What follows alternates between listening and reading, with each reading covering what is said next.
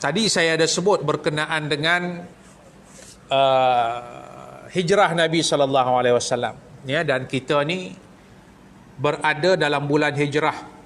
Kita berada pada bulan Muharram, dan kita tahu bahawa bulan Muharram ini permulaan bagi bulan Islam, dan baru-baru ni kita sambut, ya, kita cuti, satu negara kita ni cuti pada hari sambutan hijrah ni tadi, ya, satu negara lah, tahun baru, ya, bagi Hijriah.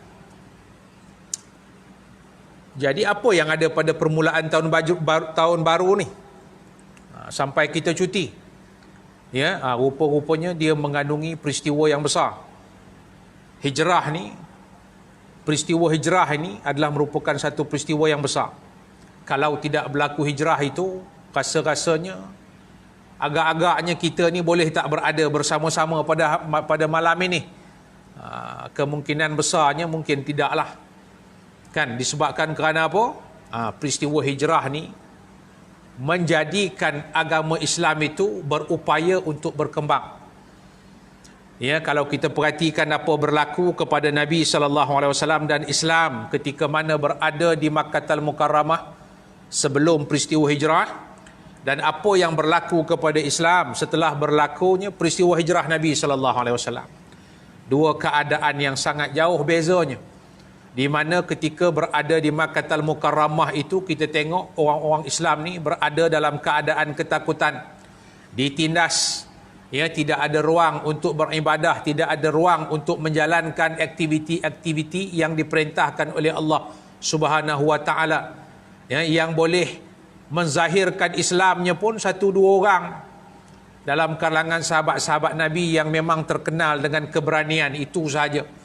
Adapun orang-orang biasa yang biasa-biasa ni, maka tak berani, nak sebut apa pun tak berani.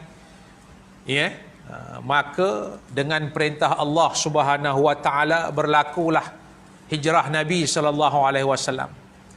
Dan sebelum daripada Nabi sendiri berhijrah daripada Mekah pergi ke Madinah, ada ramai dah orang-orang Islam yang memang pergi dahulu. Ya, dan setelah daripada Nabi SAW berhijrah, selepas pada itu ramai lagi pula yang datang daripada Mekah pergi ke Madinah.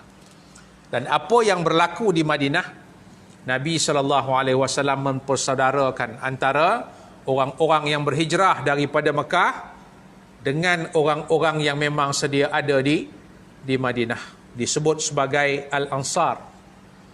Yang datang daripada Mekah disebut sebagai Al-Muhajirin. Maka Nabi SAW pun termasuk dalam kalangan orang yang disebut Al-Muhajirin itu. Orang-orang yang berhijrah, bukan Al-Laji'in.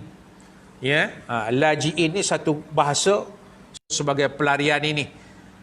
Walaupun ada khilaf dalam kalangan orang tertentu kata begitu, kan, tetapi apa yang kita faham melalui proses dan juga keadaan itu, dia bukanlah pelarian, tetapi dia muhajir. Orang-orang yang berhijrah. Hijrah itu dengan perintah Allah. Ya, bukan kerana ketakutan Nabi, bukan kerana desakan dan juga paksaan daripada mana-mana pihak, tidak, malah dengan perintah Allah. Apabila Jibril datang, ya, membawa wahyu suruh Nabi berhijrah, barulah Nabi berhijrah. Sedangkan pada sebelumnya, kan, ramai dah yang Nabi suruh ataupun yang pergi keluar daripada Mekah pergi ke Madinah, ya, disebabkan kerana di Madinah itu dah bermula ataupun dah ada orang-orang yang akan menyokong agama Islam dan juga Islam.